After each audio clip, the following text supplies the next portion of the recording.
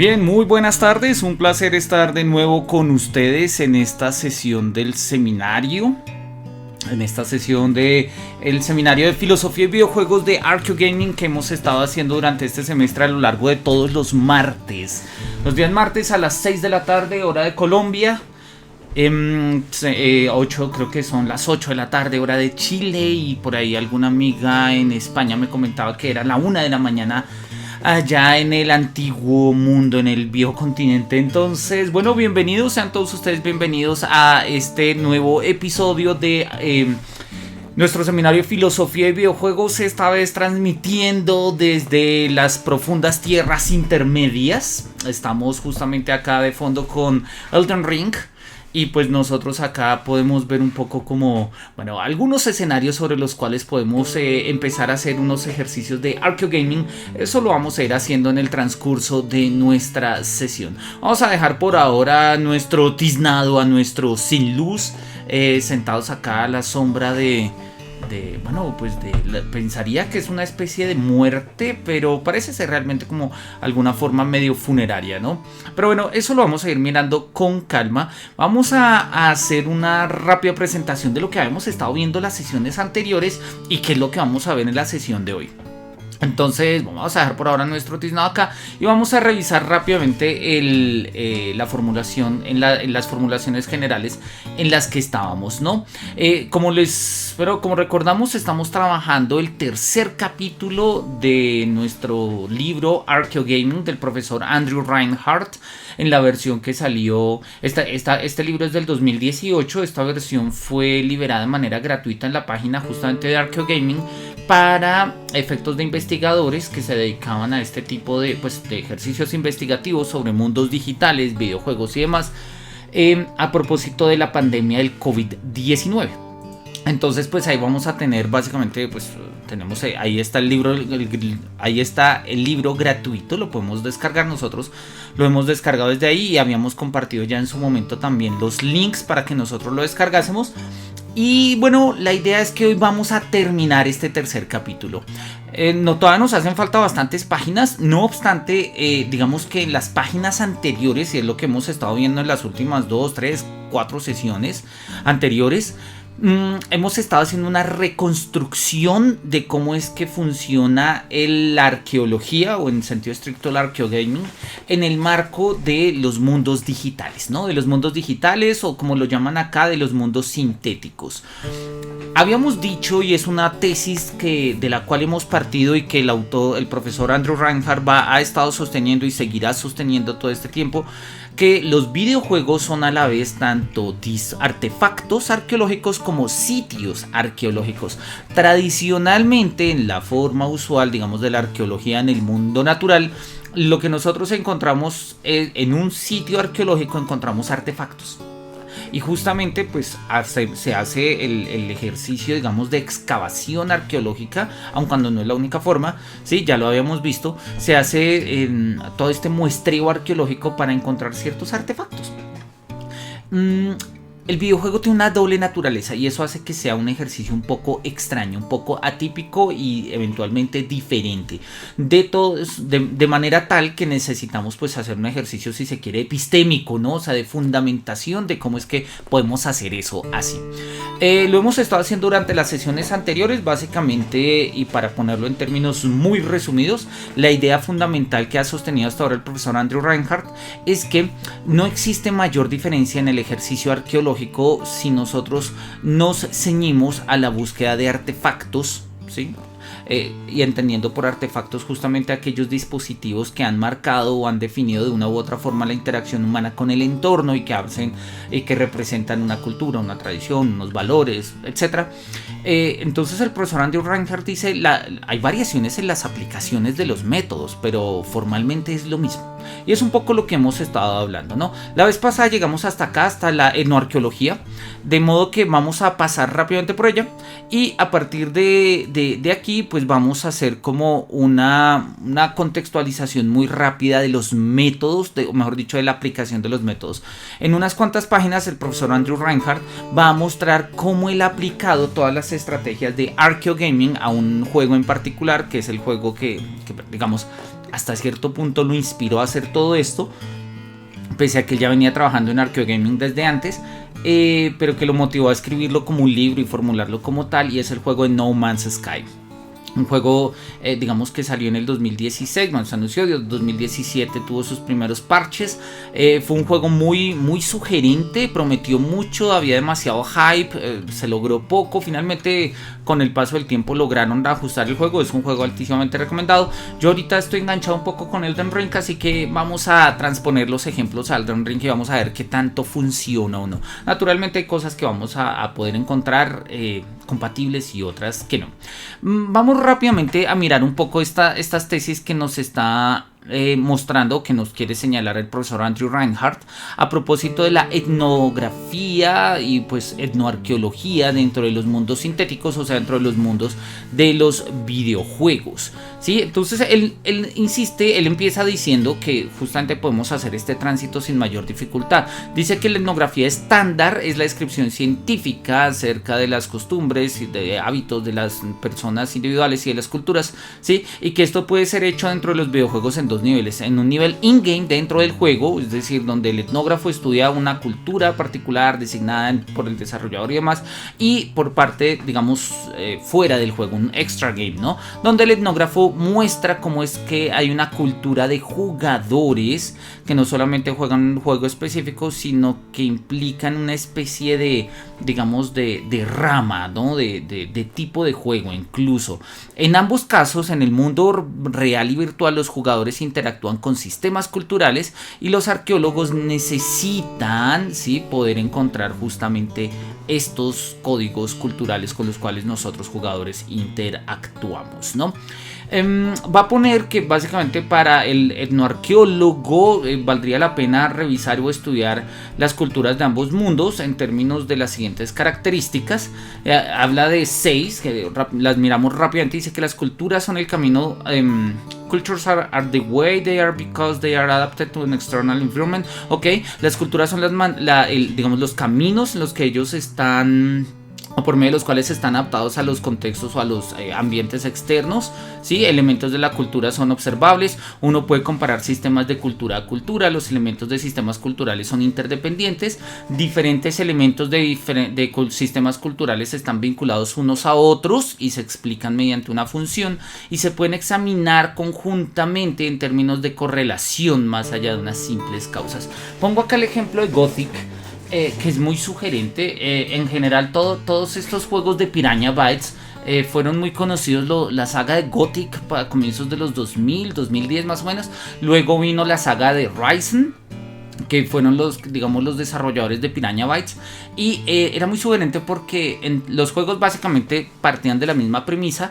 Uno arrancaba y podía hacerse cargo, digamos, podía vincularse a 3 facciones, que por lo general eran, digamos, 3 tipos de culturas que estaban claramente separadas en el mapa, que tenían hábitos distintos, que honraban a dioses distintos, y uno podía ir metiéndose en estas, digamos, agrupaciones o en estas culturas hasta que en algún momento uno tenía que tomar partido por una o por otra, ¿no? El primer juego de Gothic es muy famoso en eso, porque justamente estaban, digamos, las facciones de los magos del fuego. Estaban unos que vivían en un pantano y adoraban a un dios que se llamaba el Durmiente, ¿sí? Y bueno, estaban unos guerreros y cada uno tenían atuendos distintos: rojos, azul, verdes. Y podríamos encontrar claramente sistemas culturales: arquitectura, religión, mercado, comercio. Claro, de manera meramente descriptiva, uno no podía interactuar con ello. Pero oye, ahí estaba. Y en tanto que estaba, pues podríamos de una u otra forma hacerlo. Y como podríamos hacerlo, o sea, poder establecer estas interacciones, pues podríamos hacer un ejercicio etnográfico o etnoarqueológico en el contexto de un videojuego. No obstante, al profesor Andrew Reinhardt le interesan los juegos procedurales, justamente porque nos va a hablar ahorita de No Man's Sky.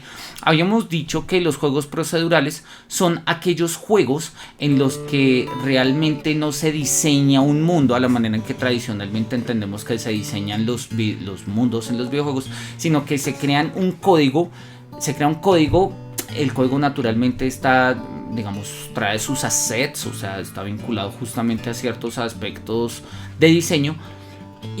Pero el código lo que hace es un cálculo de posibilidades y de composibilidades, ¿no? Entonces son juegos procedurales tipo Minecraft, donde ningún mapa es igual y el mapa pues se va creando proceduralmente, y pues justamente fue lo mismo con el juego de No Man's Sky, ¿no? Él le interesa en particular estos juegos porque considera que es una fuerza, no lo va a decir como una fuerza, lo va a decir al final de este capítulo, lo va a llamar como una especie de un agenciamiento no humano. Si bien el código es programado por seres humanos, en todos los códigos terminan habiendo bugs, terminan habiendo comportamientos inesperados, y podríamos parangonar de una u otra manera lo que serían las fuerzas naturales o las fuerzas de la naturaleza en el mundo natural con lo que podrían hacer estos códigos en su ejercicio, digamos, de posibilidades y composibilidades, presentándolo en un mundo de juego.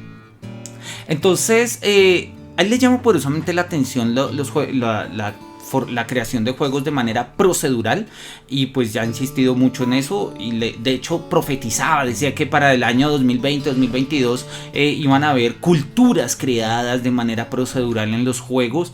Y pues sí, pero no, ya habíamos puesto algunos ejemplos. Quizás todavía nuestras dinámicas de juego no van por allá. Existe la tecnología, pero todavía no lo encontramos divertido, ¿no? No obstante, esto le interesa, repito, al profesor Andrew Reinhardt, justamente porque los juegos procedurales, ¿sí? Requieren justamente, como él lo está diciendo, que haya una inmersión del jugador en el juego, que haya una inmersión, porque el juego, digamos, crea el mundo en la medida en que se juega, ¿sí? Naturalmente existe el código a la base, pero pues lo que nosotros vemos es una manifestación de estos códigos, ¿no? Y por eso lo decíamos, ¿sí? Trataba un tema de agenciamiento, y pues es un aspecto muy importante que nosotros vamos a terminar, vamos a volver sobre este concepto justamente al finalizar esta sesión. Revisemos rápidamente esto antes de que él empiece acá con su ejercicio en No Man's Sky, que son como las premisas fundamentales que nos va a poner. Y entonces él insiste que este ejercicio de arqueología es una arqueología basada en el agente, ¿no? Entonces dice que esta arqueología basada en el agente se enfoca en el individuo y en sus acciones, estudiando cómo aquellas acciones se combinan unas con otras de otros individuos para crear comportamientos que pues resultan interesantes, ¿no? Que incluso determinan colectividades y demás. En la arqueología, los modelos basados en agenciamiento o en agentes ayudan a los arqueólogos a reconstruir los procesos responsables de los patrones observados en los registros arqueológicos. Es una tesis de Kohler.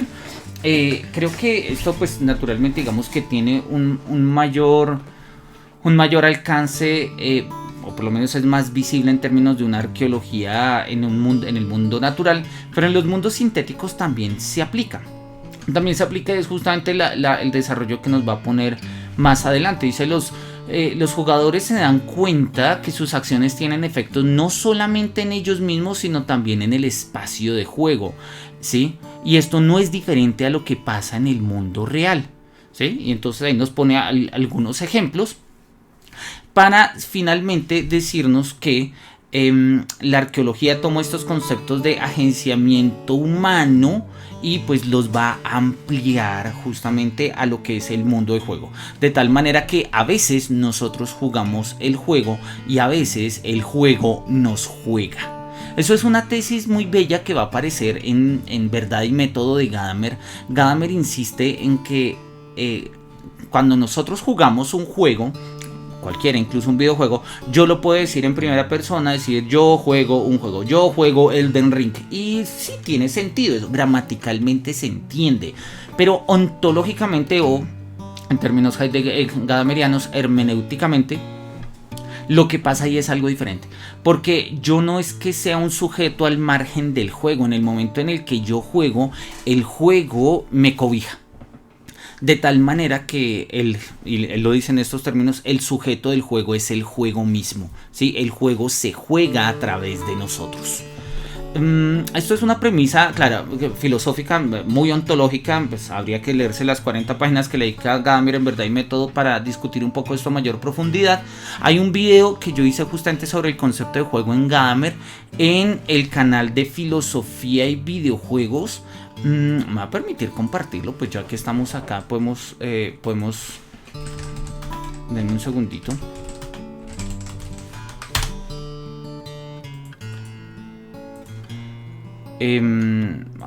Vamos a compartirlo. Yo creo que, a ver, debería poder compartirles el link por acá. Se supone que ahí me debió aparecer el link, correcto, ahí debió aparecer el link.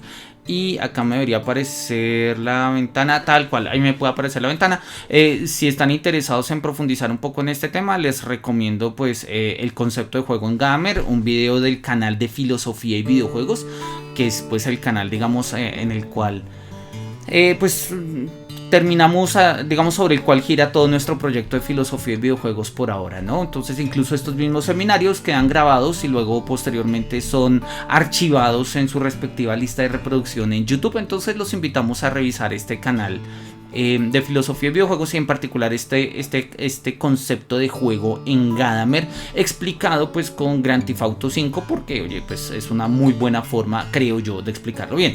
Volvamos sobre la idea. La idea es que cuando nosotros jugamos el juego nos juega a nosotros, y en ese sentido pues entonces nosotros no somos realmente la única agencia en el juego. Gadamer va a insistir justamente en su obra de Verdad y Método que cuando nosotros jugamos un juego, ¿sí? Así sea un juego solitario, así yo estoy jugando con una pelota, de una u otra manera hay una alteridad. La pelota juega conmigo a su manera, ¿sí? Entonces, de esta manera todo juego es intersubjetivo, no porque la pelota como tal o porque el código de programación sean sujetos. Justamente la hermenéutica de Gadamer trata de superar esta noción de sujeto, ¿no? Al igual que la hermenéutica de Heidegger, y más bien tratan de pensarlo como acontecimientos, donde pues en un acontecimiento no tenemos la bipartición clásica entre sujeto-objeto propia del mundo moderno, sino que tenemos como el acontecer, el acaecer, el darse de pues unas circunstancias, unas realidades, unas condiciones, unas situaciones, va a decirlo Heidegger, ¿no?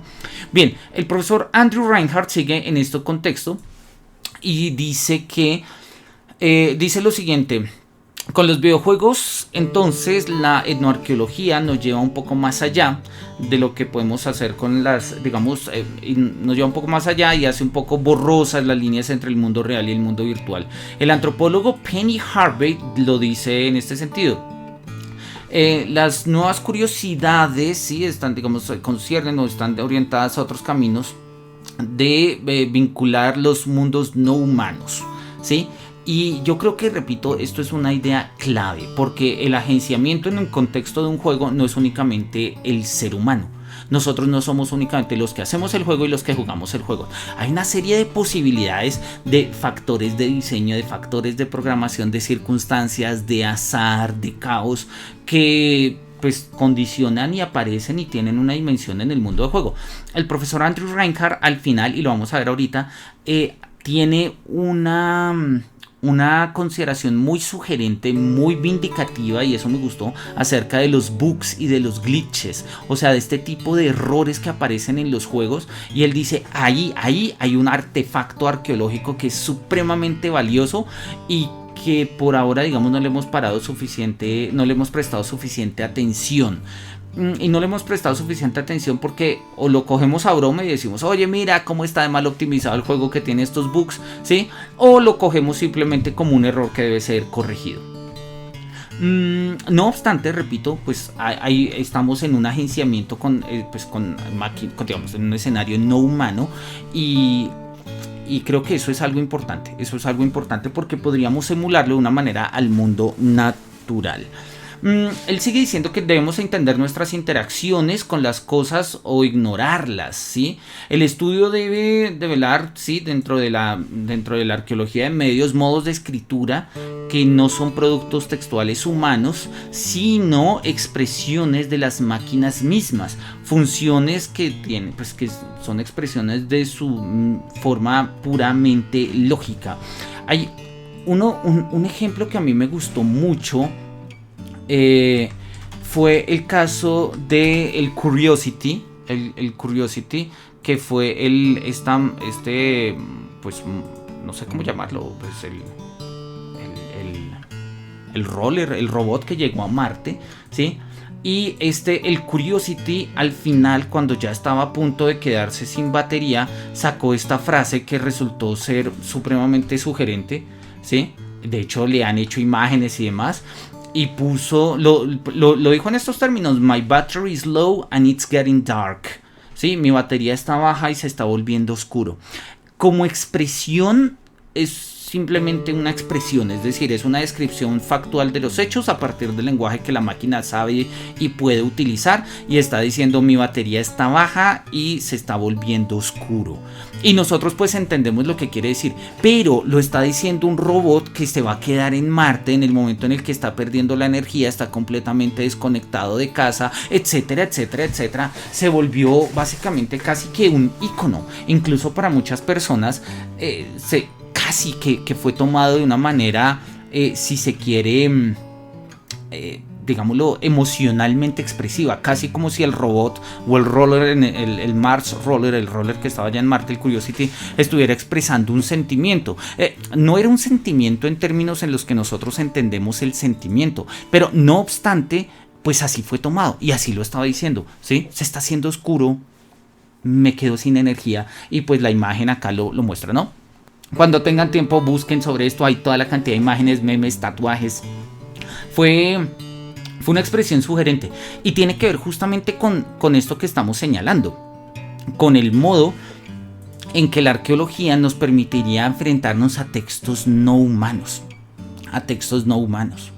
Y dice, bueno, pero ¿por dónde comenzamos? Vamos a intentar hacer esto con una especie de muestreo arqueológico de No Man's Sky. Listo, él lo va a hacer de una manera bastante juiciosa. Va a dedicarle alrededor de 30 páginas a este ejercicio, bueno, un poco menos, casi unos 20, ¿sí? Las vamos a pasar muy rápido. Me interesa señalar un par de puntos, no porque no me interese hacer énfasis acá, creo que pues esto es una aplicación de lo que ya habíamos estado diciendo, sino porque me interesa mostrar en estos puntos en los que vamos a hacer, digamos, como algunas pausas, pues me interesa mostrar cómo funciona en otros juegos, en este caso en Elden Ring. ¿Por qué? Pues porque es el juego de moda, porque es el que estoy jugando, y pues porque me parece que tiene ciertos alcances. Naturalmente Elden Ring no es un juego procedural, por un lado. Bueno, hay aspectos procedurales, como por ejemplo el dropeo de ciertas armas a partir de los personajes, pero el juego como tal, el mundo de juego, no está creado de manera procedural. No obstante, pues vamos a encontrar que hay muchos aspectos que en los que podemos aplicar las tesis del arqueogaming a un juego reciente, y nos vamos dando cuenta que esto no es simplemente de algún juego aislado en toda la industria de los videojuegos, sino que cada vez los nuevos mundos de juego son susceptibles de una lectura arqueológica en términos pues del arqueogaming, ¿no? Bien.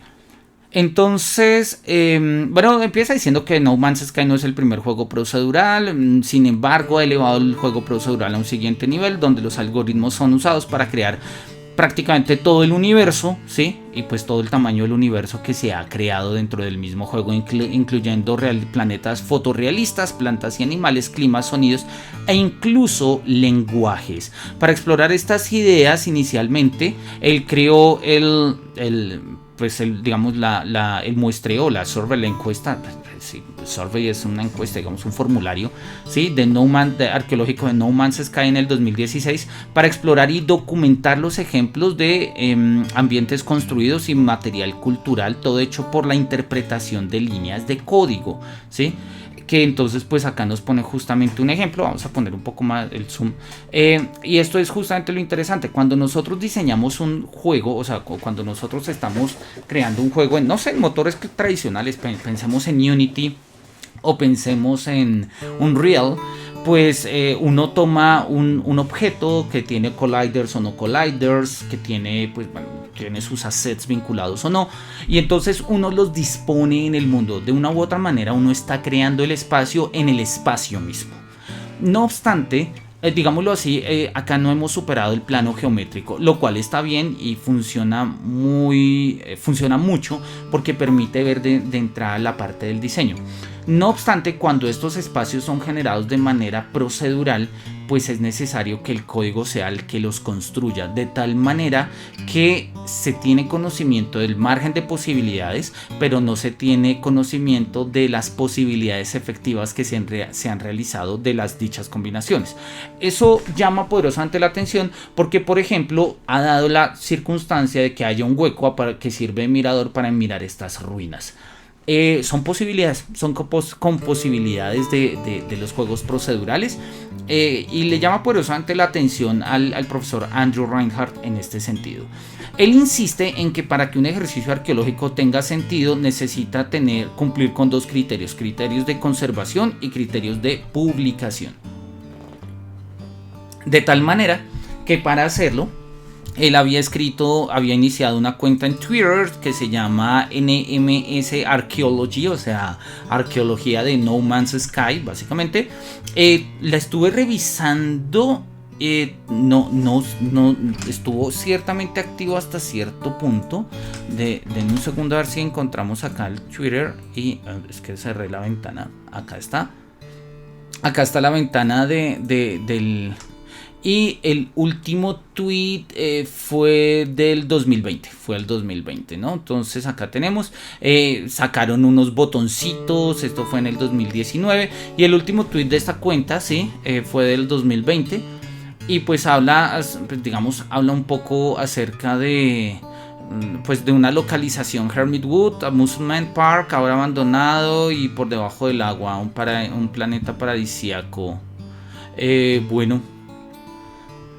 Pero bueno, como nosotros lo vemos, digamos que cumplió hasta cierto punto con su propuesta. No obstante, y él se va a lamentar al final que este ejercicio ha sido abandonado. Y ha sido abandonado incluso después de haber escrito este libro, porque ya había tenido otros canales como Twitch y demás. Pero es importante, el ejercicio arqueológico tiene fundamentalmente la orientación de conservar y de publicar, ¿sí?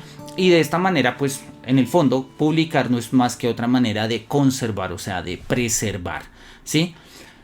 Arman un equipo y pues después de un mes de estar explorando No Man's Sky, sí, fue claro que el juego que no era lo que esperaban, ¿no? Y no estaban preparados para estudiar, aun cuando como ellos son buenos arqueólogos, improvisaron, ¿no? Nos dicen, we improvisaron, y pues entonces empezaron a improvisar a partir de ciertos aspectos. Por ejemplo, no era imposible determinar las direcciones, no habían puntos cardinales, no había un norte-sur claro. Entonces eso se arregló en uno de los patches posteriores, de los updates, pero en los iniciales no estaba. Así que bueno, van a tomar como referentes algún tipo de puentes, algún tipo de ruinas, ¿sí? Sitios de interés, y de una u otra forma van a empezar a hacer como el ejercicio arqueológico. No encontraron propiamente cerámicas, aun cuando dicen que encontraron fue una especie de ánforas en ciertas ruinas, ¿sí? Pero no habían tumbas, no habían huesos, ¿sí?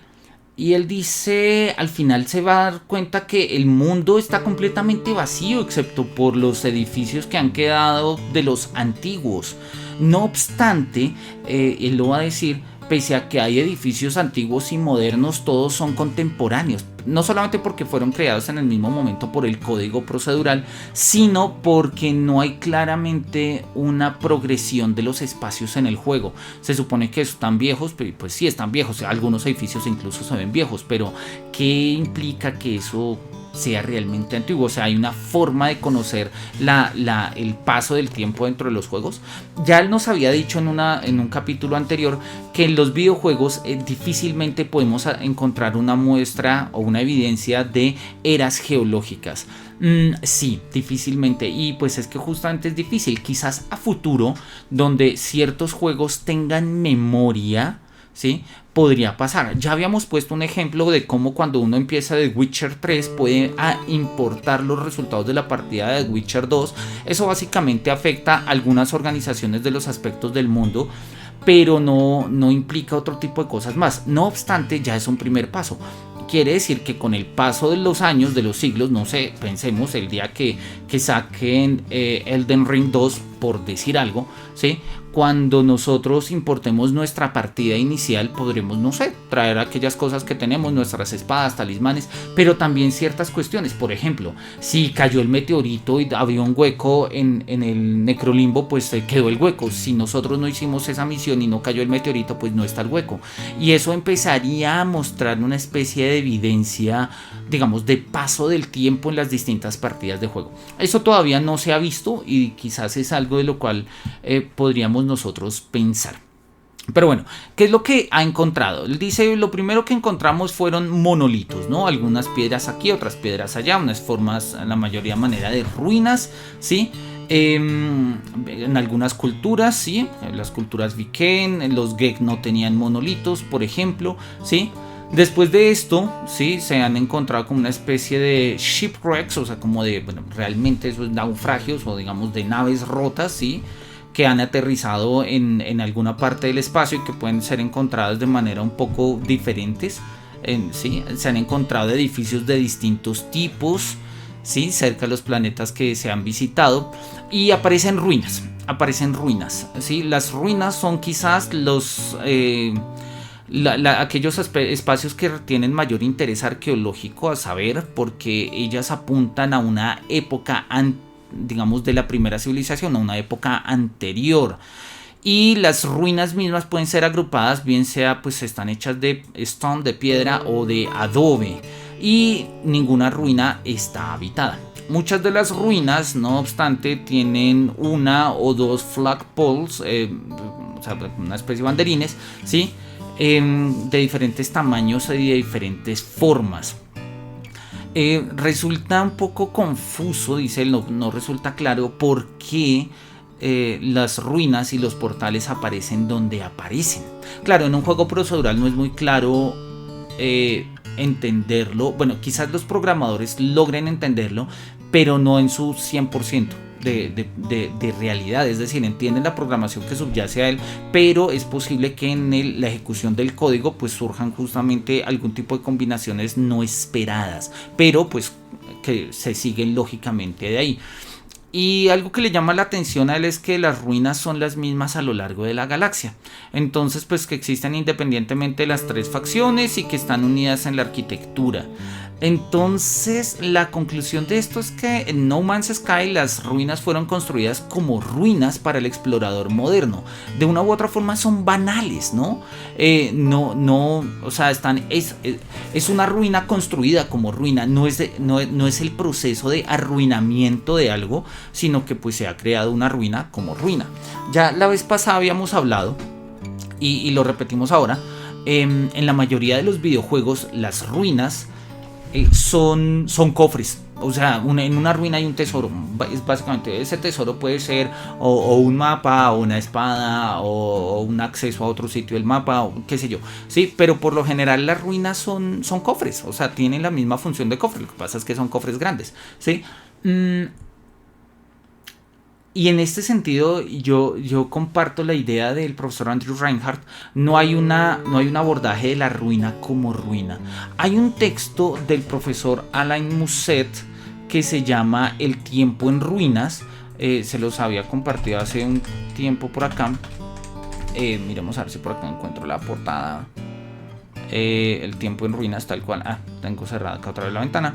El tiempo en ruinas de Marco Ye. Marco Ye es el autor de El tiempo en ruinas. Es un texto muy sugerente a propósito de pues una reflexión sobre el concepto de ruina, sobre la noción de ruina. No lo hace, no está aplicada específicamente al ámbito del videojuego. No obstante, pues nos da herramientas para pensar las ruinas en los videojuegos, que es un tema que me ha llamado poderosamente la atención. He encontrado un par de ideas, acá el profesor Andrew Reinhardt le ha dedicado unas cuantas páginas, pero nos interesaría de todas maneras profundizarlo. Yo creo que sobre eso valdría la pena hacer una serie de videos para el canal de YouTube, así como, oye, el día que nos encontremos un libro, hacemos un seminario también sobre las ruinas en los videojuegos.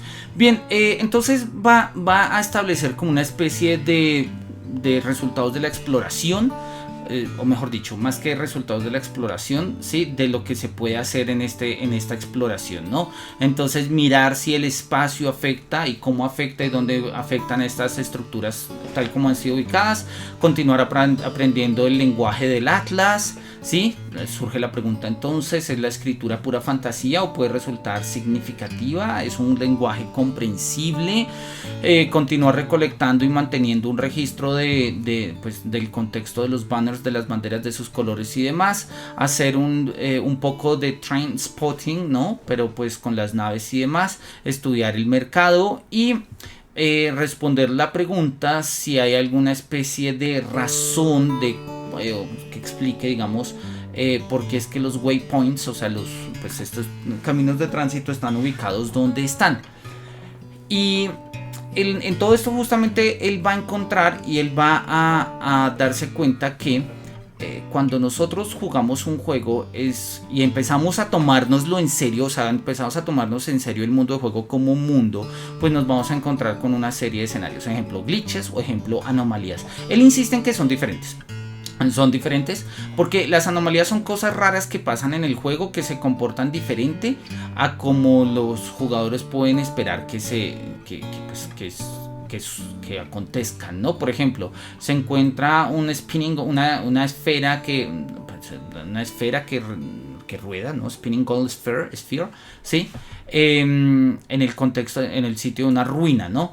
Pero un glitch tiene que ver más bien con una posibilidad inesperada para el programador, ¿no? Glitches y anomalías son arqueológicamente significativas cuando se hace una documentación del juego, ¿sí? Pero ellas pueden ser consideradas para ser, o sea, como una especie de curiosidades, ¿no? Cuando son comparadas pues como con el todo del universo. Nosotros, y él lo sugiere al final, dice, si quieres perder unas cuantas horas de tu vida, ponte a buscar glitches de videojuegos en internet, y es cierto. ¿Qué pasó? Pero más allá de eso, yo creo que tienen un valor epistémico fundamental. Alguna vez había hecho un video diciendo que incluso si uno se pone de manera mística, hasta podríamos considerarlo de una manera mística o religiosa, ¿no? Pero bueno, eso es otra discusión que en su momento podemos retomar. No obstante, la idea acá de los glitches es muy sugerente. ¿Por qué? Porque justamente se muestra cómo está programado un juego, qué es lo que ha de pasar en el juego y no está pasando, pero de todas maneras está en el juego. O al revés, que no debería pasar, pero está pasando y de una u otra forma pues sigue estando en el juego. Entonces él nos va a establecer un poco como esta idea, ¿no? Dice que estas estructuras comunes y el material cultural son tan importantes, ¿sí? Por toda la información que contienen acerca de cómo el universo fue construido. Por eso es lo que nos interesa arqueológicamente de los glitches y de las anomalías. Vamos entonces a hacer, necesitamos un ejercicio de ética en este sentido. Vamos a mirar ahorita un poco de por qué. Me interesa hacer rápidamente como cuáles son los métodos que él va a seguir para hacer este ejercicio arqueológico, y pues ya miramos un poquito qué significa esto de la perspectiva ética, ¿no?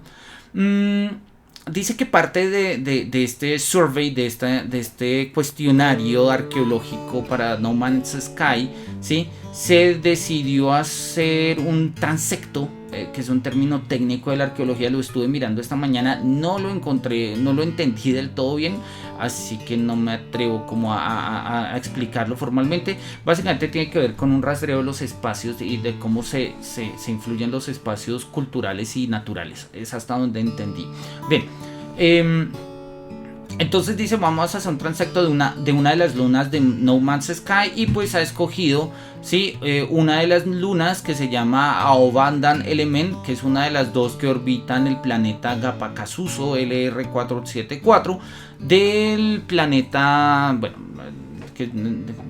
del planeta solo en el Ookla System, alrededor de 140.000 años luz del centro de la galaxia de Euclides, ¿no? Bueno, que es un poco el contexto, ¿no? ¿Qué métodos va a seguir? Y entonces él dice, oye, lo primero que vamos a hacer, ¿sí? Es una especie de, pues, muestreo, ¿no? De muestreo. Lo primero que vamos a hacer, entonces, lo primero es ubicarnos en el espacio. Entonces, pues va a decir, vamos a hacer una primera caminata, digámoslo así, un punto de partida. Y este punto de partida va a ser la base tal, que tiene estas coordenadas en el juego, y vamos a terminar en un edificio abandonado que tiene estas partes en el juego. Para calcular la distancia, sí, pues entonces va a seguir los criterios de medida propios del juego. El juego mide las cosas en una unidad de medida llamadas U, en una unidad de medida llamadas U, que pues hacen referencia a unidades. Un segundo, listo, vamos a dejarlo así. Y una unidad es aproximadamente un pie, y entonces pues va a sugerir un poco más o menos pues cuánto tiempo, qué distancia tiene esta luna, ¿no?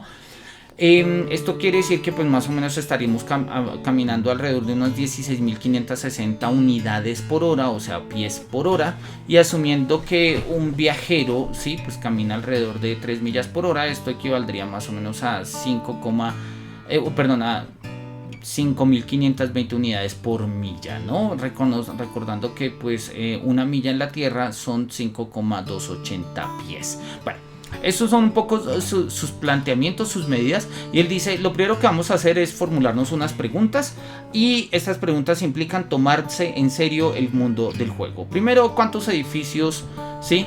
¿Cuántos ambientes construidos vamos a encontrar en este transecto? ¿Y de qué tipo son?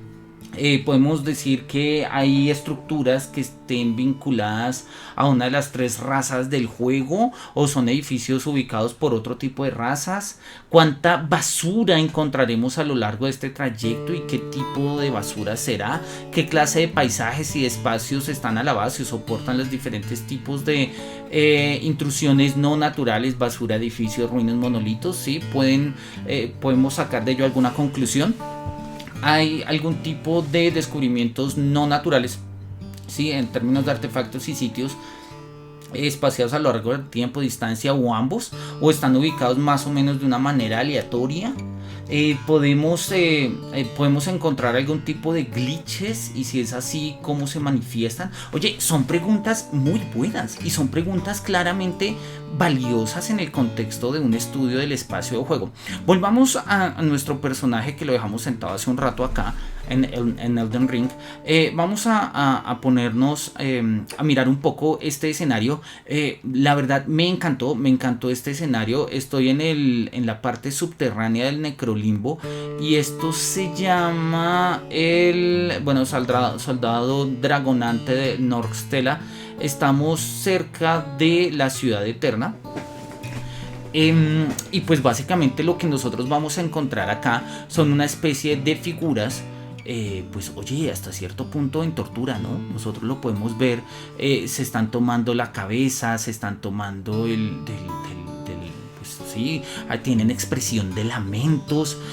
Nosotros los miramos, no hay ninguna que esté de cuerpo completo, ¿sí? Todas están de una u otra forma enterradas en el suelo, y la única figura que tiene pies y que está de cuerpo completo es una especie de monje esqueleto. En el lore del juego se parece mucho a la figura de un astrónomo que viste con capuchas y tales. Pero pues es claramente gigante, ¿no? Claramente gigante. Es decir, nosotros podemos acercarnos, y entonces nosotros empezamos a hacernos preguntas que implican tomarnos en serio el espacio de juego, ¿sí? Por ejemplo, pues ¿quiénes son? ¿Qué hacen? ¿Por qué están acá? ¿Quién construyó esto? ¿Sí? ¿Qué tipo de formas significativas podemos encontrarlo? El hecho de que haya alguien sentado en un trono, alguien cadavérico sentado en un trono, que no me deja de... Me acuerda a Altair, ¿no? Sentado allá en su biblioteca, ya muerto. pues obviamente todo esto tiene pinta de un rito funerario, Ahora, el nombre del espacio nos lo dice, estamos en Norkstella, ¿sí? Que hace parte pues hasta cierto punto del inframundo. Lo que pasa es que no es exactamente el inframundo, pero si nosotros nos damos cuenta cuando miramos un poquito el mapa en particular, ¿sí? Digamos por acá, o sea, toda esta parte subterránea, nosotros estamos transitando de una u otra manera por Nokron, la ciudad eterna. Nokron, habría que mirar hasta qué punto esto mantiene una etimología sensata con el mundo real. Ahora, todo el lenguaje del juego está en inglés, ¿sí? Entonces, y pues la palabra necro, que viene del latín, que significa muerte, y nocro pues tiene una similitud fonética. Podríamos pensar que al final de cuentas sí es una ciudad de muertos, no porque sea con una especie de inframundo, o quizás sí al final de cuentas está por debajo del mundo.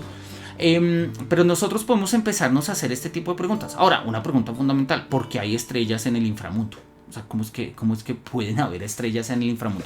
Cuando nosotros empezamos a hacernos estas formulaciones y estas preguntas, pues el espacio de juego deja de ser meramente eso, un escenario donde nosotros corremos, saltamos, matamos a alguien, y empieza a tener otro contexto. Vamos a cambiar de escenario, vamos a irnos por ejemplo a uno de los escenarios más bellos que hay acá en el juego, a mi juicio, que es justamente acá a las salidas del castillo. Acá. Cuando nosotros cambiamos de escenario, ¿sí? Obviamente se nos presenta un espacio diferente, pues porque hemos cambiado de escenarios. Estamos en el inframundo y ahora pues no estamos en el inframundo, ahora estamos en Liurnia de los Lagos, y pues tenemos un escenario completamente distinto. Tenemos uno de los, pues el árbol grandísimo, ¿sí? El terrárbol, y algunos retoños de terrárbol que aparecen en algunas partes del mapa. Tenemos allá al fondo la academia de magia, ¿sí? Que nosotros pues en algún momento tendríamos que ir allá y completar las misiones y demás. Y claramente hay un cielo, y hay un cielo estrellado, y esto tiene sentido para nosotros porque pues tiene sentido que haya un cielo arriba, ¿sí? Hace parte de nuestro juego de representaciones. No obstante, si volvemos a las preguntas del profesor Andrew Reinhardt, vamos a poner esto un poquito arriba para verlo, ¿sí? Nosotros, en el momento en el que nos hacemos las preguntas de, por ejemplo, cuando nosotros nos hacemos las preguntas de, por ejemplo, oye, ¿cuántos edificios hay que podemos encontrar? ¿Hay basura? ¿No hay basura? ¿Qué es lo que vamos a encontrar de una u otra forma? Nos estamos tomando en serio el espacio de juego, y en ese sentido empezamos a encontrar significación. Y esta significación la podemos encontrar en pues justamente lo que está dispuesto en el escenario de juego. Vamos a poner un par de ejemplos. Vamos a salir acá de nuestro queridísimo telescopio y vamos a caminar un poco. Entonces, por ejemplo, acá encuentro una serie de florecitas, ¿no? Unos materiales. Estos materiales están hechos para ser recogidos, ¿sí? Yo ahí lo recojo, básicamente estoy recogiendo un fruto. Y hay otro tipo de, no sé, digamos, vamos a hacerle un pequeño zoom acá a nuestro material que acabamos de recoger, ¿sí? No es la planta más detallada del mundo. De hecho, el juego, pese a que tiene muy buenos gráficos, está muy bien optimizado, pues las texturas y demás. No quieren explotar nuestras máquinas, no por las texturas, sí por la línea de horizonte y el mundo abierto que tiene. No obstante, cuando nosotros lo miramos, nada de la planta nos dice de qué va. Hay pasto, pero pues no sabemos absolutamente nada acerca de, por ejemplo, pues qué tipo de pastos son, si hay distintos tipos de pasto o no, etcétera. No obstante, es algo que nosotros podemos mirar. Entonces, estamos en esta zona. Estoy ubicado acá en el mapa, en Liurnia de los Lagos, que es la parte, digamos, más o menos occidental. Todavía no he llegado a las tierras del norte, bueno, en parte sí, pero no todavía. Y si nosotros miramos, pues podemos tener una muy rápida perspectiva de cómo se ve el mundo, ¿no? Entonces acá tenemos prados verdes, bonito, ¿sí? Tenemos unos árboles un poco más amarillentos a la base, ¿sí? Y si nosotros miramos otras partes del mundo, nos vamos a dar cuenta que existen otro tipo de paisajes. Ejemplo, vamos a hacer un rápido tránsito, vamos a irnos rápidamente por acá. Podemos irnos... Yo creo que acá está bien. Podemos irnos hacia la meseta, creo que está en la meseta de Artus, si mi memoria no me falla en el juego. Vamos a ver ahí cómo nos la presentan. Meseta Altus. Vemos que el terreno, la tierra, el pasto es más amarillo, ¿sí? Hay menos grada verde. De una u otra forma parecería como que la tierra estuviera más quemada, ¿sí? O por lo menos los árboles son menos verdes, están más amarillentos, de una u otra forma parecen otoñales, pese a que pues estamos en el mismo ecosistema, ¿sí? Y pues nosotros encontramos ruinas porque pues bueno, hace parte de todo el lore del juego la devastación que aconteció y por qué el mundo está en ruinas. No vamos a hacer spoilers por ahora, pero simplemente mirando el paisaje, simplemente mirando el espacio, nos damos cuenta que oye, acá es algo diferente en donde estamos, ¿sí? Podemos explicarlo de muchas maneras, quizás sea la cercanía al terrárbol, ¿sí? En la medida en que estamos más cerca del terreno se vuelve más amarillento, porque, bueno, no sé, podríamos lanzar hipótesis, pero es algo que de una u otra forma pues, se ve. Y eso cuando nosotros estamos jugando el juego podemos decir, es simplemente para darle otro tono al mapa, para cambiar la monotonía. Sí, puede ser, eso puede ser una razón de diseño, pero significativamente en términos de cómo nosotros habitamos un espacio, hay muchos más sentidos de fondo. Vamos a poner otro ejemplo. Vamos a irnos de acá y vamos a irnos a nuestra queridísima Kaelid, ¿no? Vamos a... Sí, yo creo que acá está bien. Vamos a irnos al extremo oriente del mapa, ¿sí? Que es una zona que está enferma. Eso uno lo entiende en la medida en que va jugando el juego. Acá el pasto, incluso si nosotros lo miramos, es hasta eventualmente hasta más grueso, ¿sí? De una u otra manera. Repito, las texturas quizás no sean las más profundas, pero pues todo esto nos está hablando acerca del espacio del juego. De hecho ahí claramente se ve una línea, pues una línea horizontal, ¿sí? una grama, una set de pasto muy claramente dispuesto, pero cuando nosotros miramos se trata de un sitio enfermo, ¿no?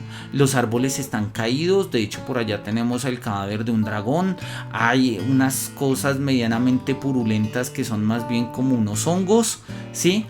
Todavía se ve un terraárbol allá al fondo y si nosotros nos vamos acercando al terraárbol vamos a encontrar que hay un poco más de vegetación, por lo menos más viva, pero claramente acá hay un escenario de, digamos, de muerte desértico, de enfermizo, ¿no? Los árboles están secos, lo que hay en la tierra es una especie de hongos, ¿sí?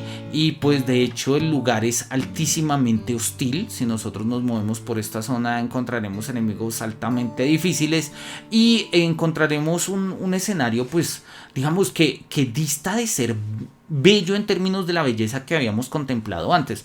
¿Qué quiere decir esto? Nos estamos tomando en serio el espacio del juego, simplemente mirando la vegetación, y automáticamente encontramos que el juego tiene distintos escenarios. Ahora, habíamos hecho también referencia al cielo, ¿sí? En este caso el cielo está rojo, es terriblemente rojo, luego uno se entera que hay algo que se llama la podredumbre escarlata y etcétera. Eso se explica un poco en el lore del juego, pero repito, tomando simplemente el espacio del juego nos vamos dando cuenta de lo que está pasando. Y lo que está pasando es que tenemos por lo menos 3, bueno 4 si contamos el inframundo, ¿sí? Escenarios distintos, mundos distintos, la vegetación es diferente, el espacio es diferente, el cielo es diferente. Y la pregunta que nos invita a hacernos el profesor Andrew Reinhardt es justamente, oye, ¿eso qué puede significar? Y pues nosotros obviamente hacemos un ejercicio interpretativo para darle sentido a ello. La vez pasada recuerdo que nos habíamos puesto justamente en la frontera de Kaelid, donde miramos hacia la izquierda, o sea hacia el occidente, asumiendo que en el mapa el norte hasta arriba, sí, tal cual tenemos una brújula a mano superior derecha que nos apunta que el norte está arriba. Entonces pues seguimos en las convenciones tradicionales, y en estas convenciones tradicionales pues nosotros lo asumimos de esta manera. Si nosotros vamos por ejemplo a uno de los lugares más altos del juego, podemos ver, bueno, siempre y cuando esté medianamente despejado, porque como hemos visto hay también efectos de neblina y demás, ¿sí? En el juego, lo cual cumple una función en términos de rendimiento, clarísimamente. Pero vamos a ir al sitio más alto del juego, bueno, uno de los sitios más altos del juego. Ahí tenemos un cadáver, no voy a hacer spoiler de quién es, bueno, el juego no lo dice, pero podemos suponerlo. Y nosotros tenemos entonces rápidamente acá pues el gran terrárbol, y tenemos una visión de lo que hay al otro lado de este gran lago, digamos, de este gran río, ¿no? Podemos ir hacia el otro lado y vamos a encontrar una vista más o menos similar, ¿sí? Podríamos esperar a que fuera un poco de noche, a ver si incluso se despeja y podemos ver otro tipo de escenarios. Ahí encontramos la Academia de Magia, que estamos viendo abajo, la que estaba entre los dos terrárboles. Y nosotros podemos entender de una u otra forma el espacio, ¿sí? Repito, no meramente de manera geométrica, o sea, como triángulos o como escenarios, sino que empezamos a encontrar que estos espacios nos van diciendo y nos van hablando de cosas, mientras que en esta zona, que es altamente fértil, se ve por lo que es verde, por lo que hay frutos, por lo que hay árboles, etcétera, ¿sí? Hay rastros de civilización, hay castillos, hay puentes. En la parte enferma lo único que encontramos son árboles moribundos y hongos y cosas deplorables que no nos dan ganas de entrar a mirar muy profundamente, ¿sí? Sobre todo si uno tiene cierta tendencia tripofóbica, o sea, de miedo a los huequitos, que es como un panal y cosas por el estilo. Entonces pues nosotros tomamos distancia de este tipo de espacios. ¿Por qué? Porque nos generan un significado, nos generan algo, nos dicen algo. Esto es lo que está tratando de mostrarnos insistentemente el profesor Andrew Reinhardt. Vamos a dejar acá a nuestro amigo mirando por su telescopio, y vamos a seguir acá. Él le llama poderosamente la atención esto y dice, si nos podemos tomar en serio el espacio, podemos construir una serie de ejercicios arqueológicos valiosos. Entonces vamos a hacer una descripción rápida del espacio. Dice, mira, el clima de la luna puede ser clasificado como cálido, está alrededor de los 115 grados Fahrenheit, ¿sí? Puede bajar hasta los 60, 160, no sé qué. La montaña la luna, perdón, tiene montañas, pero no es montañosa, o sea, tiene como colinas realmente. La fauna animal varía, ¿sí? Hay 3 distintos tipos de megafauna y todas son pacíficas, ¿sí? En particular, sí, son la mayoría, muchos son cuadrúpedos, algún tipo es carnívoro, algunos otros son roedores, ¿sí? Y si nosotros navegamos en este sentido, pues no es difícil que tengamos que hacer una especie de, pues digamos que cambiar el paso para evitar algún tipo de animal carnívoro, ¿no? Entonces, bueno, hacemos el transecto, y este transecto que es bastante largo, es decir, bastante largo en términos de lo que el profesor Andrew Reinhardt va a hacer. Denme un segundito. Le va a llevar casi 2 horas. De hecho un poco más, ¿no? Acá tenemos en el minuto 4. Dice que encontró 2 pods dañados por ahí. En el minuto 19 encontró maquinaria de un pod dañada. En el minuto 33 encontró un atlas, ¿sí? Bueno, eso habría que entrar al lore del juego. No vamos a entrar acá en detalles, ¿sí? En el minuto 50 encontró otra vez otra máquina dañada. En el minuto 60, a la hora exacta, encontró una carga, ¿sí? un cargamento. En la hora y 24, hora y 32. Entonces él empieza a hacer todo el ejercicio de reconstrucción de qué es lo que va encontrando en cada momento. El recorrido les lleva 2 horas y 20. Sí, 2 horas y 20. Que no es poco. De hecho es hasta cierto punto, pues es decir, se ha gastado su tiempo atravesando la ciudad, en la luna, perdón, y justamente pues eso, digamos que eso tiene una vinculación directa con el espacio. Muchas veces los espacios en los videojuegos, y ya lo había dicho el profesor Andrew Reinhardt, no están diseñados para que nosotros para que nosotros nos quedemos en dichos espacios, ¿sí? Son espacios más bien pensados como para que uno los los habite un rato y se vaya. No obstante, si uno se queda demasiado tiempo en el espacio, pues empieza a darse cuenta de qué es lo que hay en el espacio. En un juego procedural, estos espacios, como no han sido hechos de manera intencional, pues revelan la naturaleza propia del juego. Cuando nosotros habitamos estos espacios por más tiempo del que uno esperaría en juegos que no son creados de manera procedural, ejemplo Elden Ring, pues encontramos lo que los desarrolladores han puesto ahí. Entonces no encontramos las posibilidades del juego, sino las posibilidades de diseño, pero de una u otra forma terminan siendo agenciamientos que son incluso hasta cierto punto suprahumanos. Pongamos un ejemplo buenísimo que utilicé hace poco para uno de los videos más recientes del canal de Filosofía y Videojuegos. Tenemos acá, este es un video de Miles Morales caminando por Nueva York. ¿Sí? Ahí tenemos al gatico de Miles Morales del juego de PlayStation de Spider-Man. Naturalmente la versión de Miles Morales. Y es un video que dura 5 minutos más o menos, donde Miles Morales va a estar caminando. Simple y llanamente, alguien se pone a caminar. Nosotros podemos ver cómo está construido de una u otra forma el Nueva York de Miles Morales, o bueno, del videojuego, ¿sí? Son edificios que se parecen, allá pasa un camión, que sí, está nevando, digamos que nada de eso nos extraña, entonces estamos en una zona...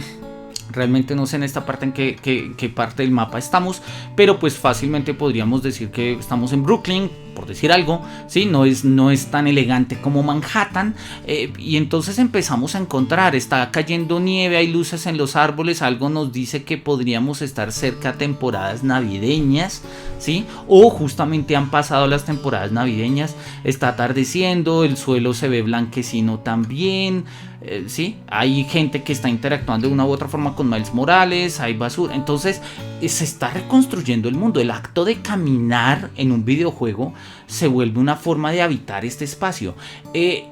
Un juego como Spider-Man no estaba, digamos, tradicionalmente los juegos de Spider-Man, al igual que los juegos de Superman, tradicionalmente no estaban hechos para que uno los caminara, estaban hechos para que uno volara de árbol en árbol, perdón, de edificio en edificio, o saltara de árbol en árbol, o de construcción en construcción, o los mismos de Superman, para que uno atravesara la ciudad por los aires, porque oye, es Superman, es Spider-Man, puedes treparte entre edificios, puedes volar. Acá caminamos como un citadino cualquiera de la ciudad de Nueva York. Y obviamente nos encontramos con una ciudad que responde también a eso. Es una ciudad que si nosotros nos pasamos la historia fácilmente la podemos obviar, ¿sí? Porque pues de la misma manera que aparecían estos pastos más gruesos, más delgados y tales, ¿sí? Pues nosotros no los vemos a menos que nos detengamos a verlos en Elden Ring. Pasa lo mismo acá en el juego de Miles Morales. Pero pongamos otro ejemplo. Vamos a dejar el video de Miles Morales acá. Y tenemos también un walk across, que es como la manera en la que tradicionalmente se llaman este tipo de formas, ¿sí? Del mapa de Red Dead Redemption 2. Nos establecen también un punto de partida, un punto de llegada.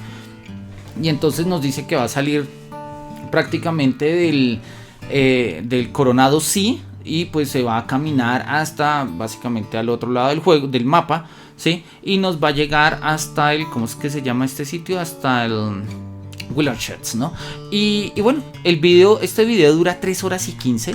Y lo que vamos a tener es, pues nada, a un personaje que va caminando por el viejo oeste. Y en la medida en que va caminando, vamos a ponerlo acá grande para que se vea mejor. Y en la medida en que va caminando, pues nosotros podemos ir construyendo, digamos, vamos a ir reconstruyendo la manera en que se fue creado el espacio. Es decir, todos esos cactus, todas esas piedritas, todas esas cosas tuvieron que haber sido puestas de una u otra manera ahí. O bien de manera procedural, o bien una por una, el caso es que se pusieron.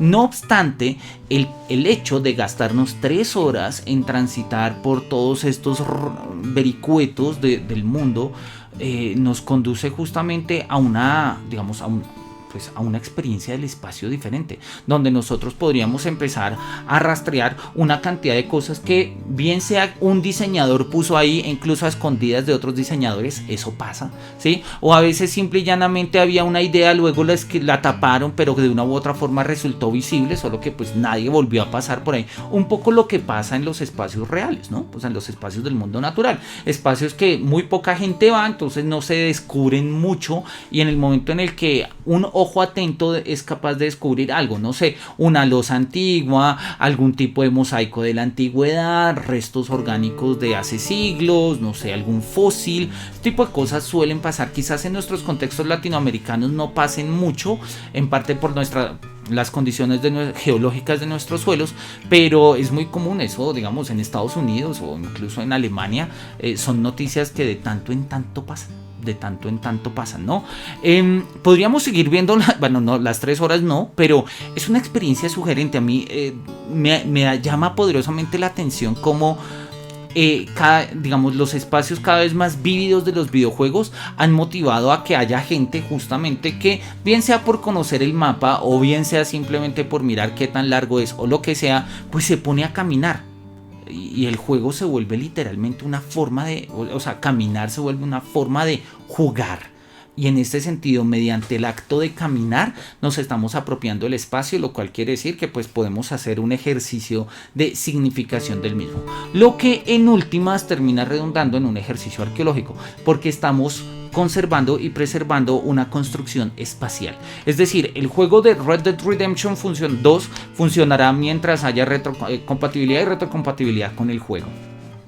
En el momento, no sé, pensemos a futuro, unos 50 años, dentro de unos 50 años, si no hay ninguna empresa, o bueno, no sé, si Rockstar Games, que es quien hace los videojuegos de Red Dead Redemption, no han hecho actualizaciones o no han hecho los ports necesarios, pues el juego se puede perder, como se han perdido muchísimos juegos. Y lo único que tenemos como preservación es justamente esto: la caminata grabada por algún jugador que en algún momento decidió hacer el camino del punto A al punto B. Ahora, por este camino, ¿cómo se verá por encima de las montañas? Se vería diferente. Pero justamente, pues, el ejercicio arqueológico tiene que ver con cada abordaje, es, digamos, particular. Cada abordaje es particular. Bien, vamos a dejar acá a nuestro amigo marchando por el viejo este, y vamos nosotros a mirar un par de ideas que todavía nos aparecen en el libro del profesor Andrew Reinhardt, ¿no? Él dice que después de hacer eso, dice, me pareció divertido, dice, caí en cuenta de una manera un poco tonta que después de caminar mi trayectoria tenía que devolverme caminando hasta la nave, ¿sí? O al menos hasta el edificio que me permitiera convocar a la nave hasta mi ubicación, ¿no?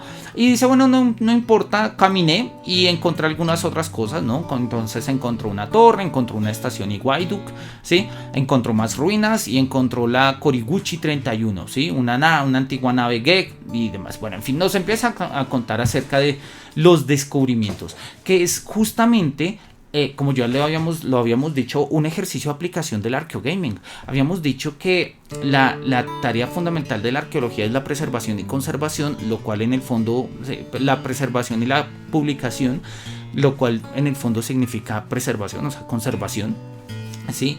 Y en este sentido, pues es lo que él está diciendo. Dice, mira, en mi caminata encontré esto en este tiempo. ¿Eso a quién le interesa? Pues a los arqueólogos. ¿Y a quién le interesa además de los arqueólogos? Oye, pues a las personas que de una u otra forma están interesadas por los efectos de la cultura, ¿sí?, en la historia. Eso tradicionalmente le afecta a los arqueólogos, indirectamente, bueno, directamente también a los historiadores, y podemos empezar a encontrar que hay intereses, no sé, por ejemplo, filosóficos, políticos e incluso éticos. ¿Sí? Ahorita vamos a poner un par de ejemplos al respecto. Dice que después de este ejercicio fue necesario hacer una especie de mejoramiento de los métodos, ¿sí? Y se encontró se llegó a algunas conclusiones preliminares que le permitieron hacer una especie de slow archaeology, de arqueología lenta, entiendo. No sé realmente qué quiere decir con eso, pero me encanta la expresión, en particular porque hay un filósofo que me gusta mucho. De hecho, parte de mi tesis doctoral fue escrita sobre él, que es Odo Marquardt, y él sostiene la necesidad de una filosofía de la lentitud. Eso obviamente es discutible, habría que abordarlo desde los textos del autor, no voy a entrar en detalles, pero esta idea de una arqueología de espacio, una arqueología lenta también me gustó, repito, pues ahí lo tengo como referencia para buscarlo, ¿no? Dice, bueno, una de las cosas más más intrigantes, que más curiosidad despertaron, ¿sí? Cuando él jugaba No Man's Sky, ¿sí? Fueron las diferencias que se generaban, digamos que se sobreponían en los diseños procedurales de los edificios, de los mundos descubiertos y de los nombres dados a estos sitios, ¿sí? Realmente son puestos de manera aleatoria, ¿sí? O dependen de algún tipo de raza en el juego. Están vinculados, digamos, a cómo funciona la morfología y la fonología, ¿no? Son preguntas que él mismo se está haciendo. Hay ruinas, pero no se sabe mucho de ellas. Y posteriormente, pues va a hacer un par de reflexiones a partir de lo que él va a encontrar un año después. Vamos a volver al juego de Elden Ring para hacer un par de ejemplos. Bueno, todavía estamos mirando, está nublado. Bueno, es normal, estamos en la parte más alta del juego. Es normal que hayan un poco de nubes. Vamos a dejar, bueno, vamos a cambiar de sitio. Vamos a ir al sitio donde uno arranca en el juego, que es básicamente ¿cómo es que se llama? No, el primer paso, acá está. Cuando nosotros arrancamos el juego en Elden Ring, bueno, después de una primera partida, perdón, después sí, después justamente que uno arranca un poco, esto es lo primero que uno ve. Esto es lo primero que uno ve, que es, oye, es un escenario maravilloso, ¿no? Uno, cuando la primera vez que yo entré acá dije, qué cosa tan bella, definitivamente, ¿no? No solamente por el árbol, sino pues por el mundo como tal. Allá está nuestra luna, están las nubes, están una serie de edificios, ¿sí? Y entonces nosotros vamos a encontrarnos una serie de cosas que nos llaman poderosamente la atención. Por ejemplo, empezamos nosotros a encontrarnos con ruinas, ¿sí? Ruinas. Hay ruinas, hay muchas ruinas, ¿sí? De hecho, digamos que parte del juego pues implicará entender por qué hay tantas ruinas, ¿sí? También hay animales. Nosotros podríamos mirar un poco. Son animales extraños, si nosotros los vemos, están rodando. ¿Sí? Si nosotros asustamos a nuestro animal, va a salir a este animal, pues, una especie de cabra, ¿sí?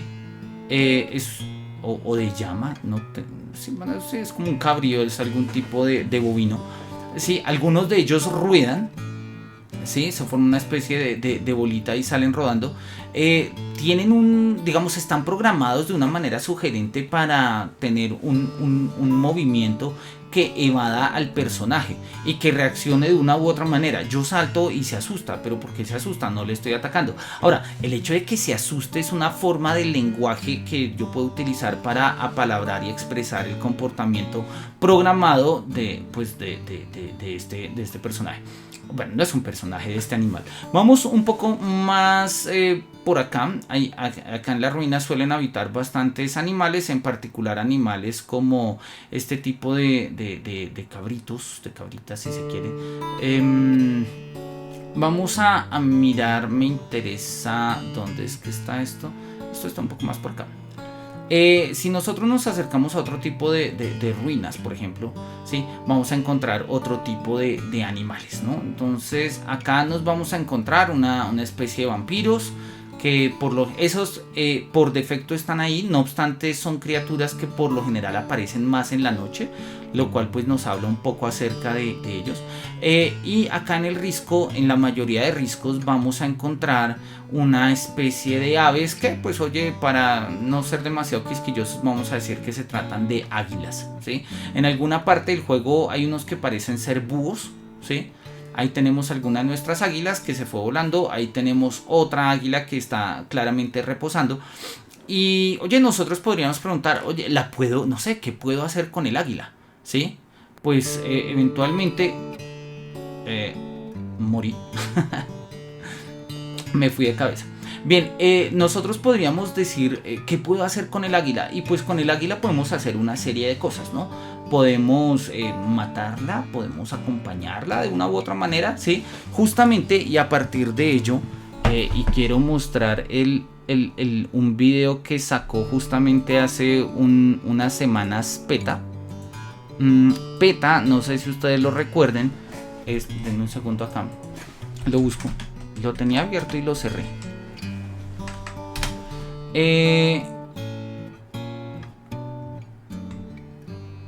No, debe estar acá.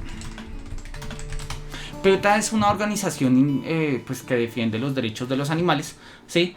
Y entonces, pero no lo estoy compartiendo, ahora sí, que defiende los derechos de los animales y pues un mundo sin violencia animal y demás.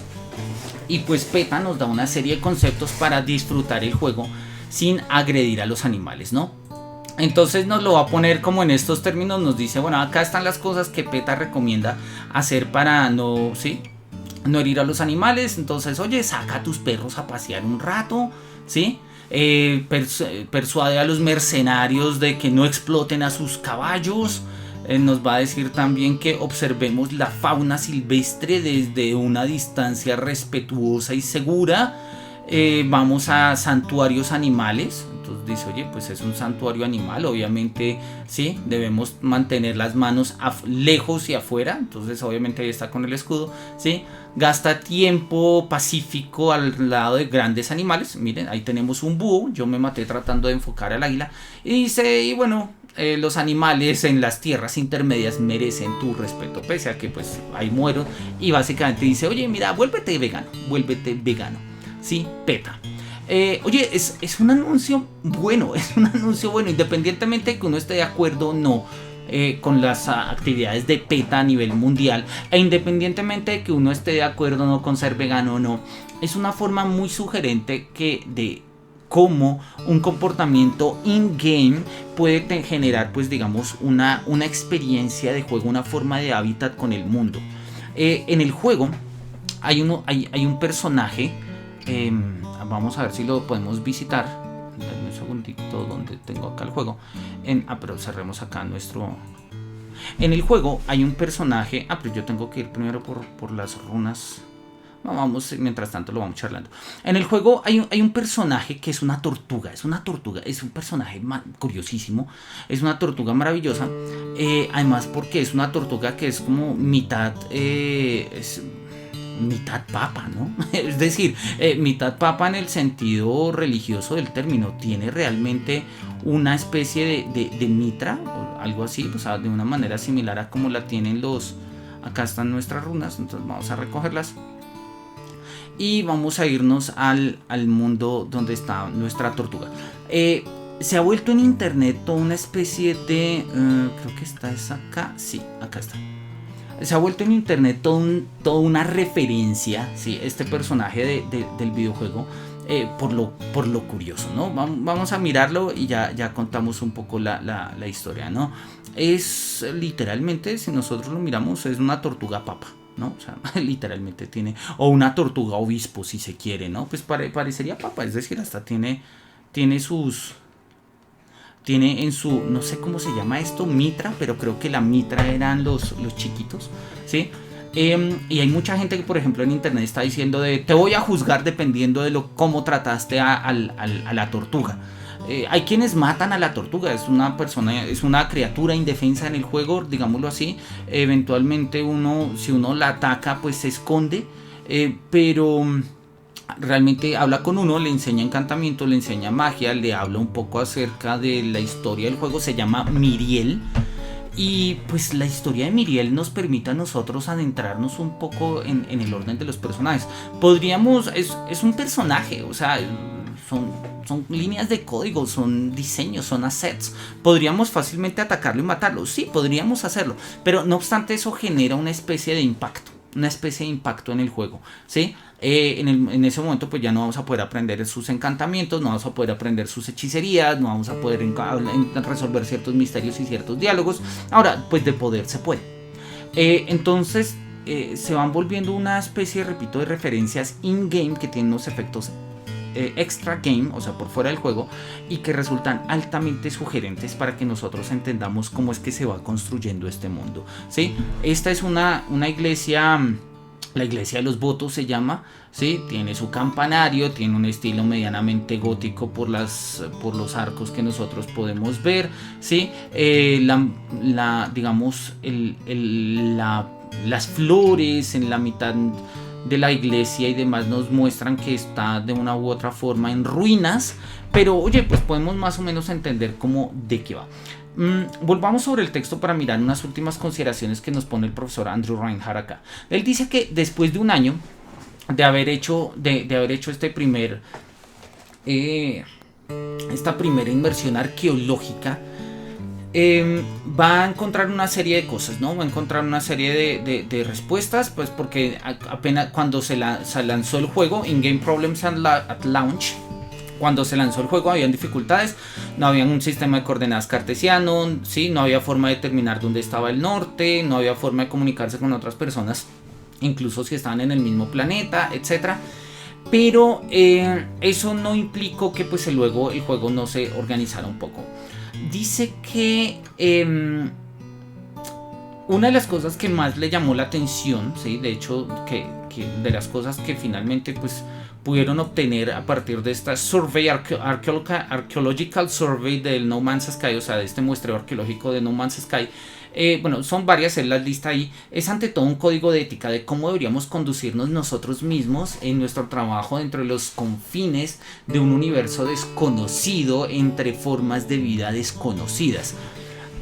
Tradicionalmente nosotros entendemos vida como vida orgánica, y vida orgánica pues es vida celular.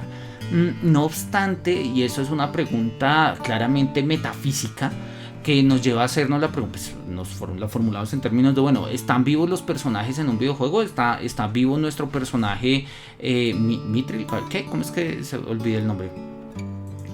¿Está vivo nuestro personaje Miriel? Pues son códigos, pero pues en el fondo nosotros también somos códigos. ¿Qué es lo que diferencia un poco la vida digital de la vida no digital? Hasta ahora nosotros no estamos preparados para ello. Todavía tenemos unas barreras conceptuales que nos dificultan entenderlo. Hay un texto muy sugerente en filosofía que es el texto de El principio de vida de Hans Jonas. Y él lo define claramente, dice, este es un libro de metafísica porque vamos a hablar del principio de vida y todos los principios pues son metafísicos, claro. Pero cuando él habla del principio de vida, él entiende que lo fundamental de un principio de vida es la interacción con el medio. En términos simples, vivo está aquello que metaboliza el medio. Va a decirlo Hans Jonas en estos términos y va a explicar por qué ese es un principio y cómo funciona y demás. Así que pues nosotros podríamos pensar que la ética es para con la vida, no para con lo inerte.